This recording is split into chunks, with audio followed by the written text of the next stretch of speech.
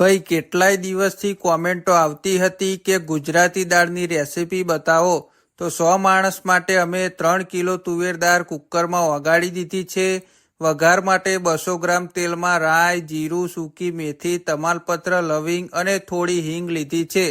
પછી તેમાં 100 ગ્રામ આદુ મરચાંની પેસ્ટ અને મીઠો લીમડો નાખીને સ્વાદ અનુસાર મરચું, હળદર અને કાશ્મીરી મરચું નાખીને ગ્રેવી કરેલા 1 કિલો ટામેટા એડ કરી દીધા। પછી તેમાં જરૂર મુજબ થોડું પાણી નાખીને 1.5 કિલોગ્રામ ગોળ નાખીને 100 ગ્રામ આંબલીનું પાણી નાખી દીધું। થોડું સ્વાદ અનુસાર મીઠું નાખીને વઘારમાં દાળ નાખી દેવી। દાળ થોડી ઉકળે પછી તેમાં કસ્તુરી મેથી, કિચન કિંગ મસાલો, ગરમ મસાલો, ધાણા જીરું, થોડો બાદિયાનો પાવડર નાખીને લાસ્ટમાં થોડું 50 ગ્રામ ઘી નાખીને દાળનો સ્વાદ તમારે ખાટો મીઠો રાખો। અને હા, વિડીયો પસંદ આવ્યો હોય તો લાઈક કોમેન્ટ કરતા જજો।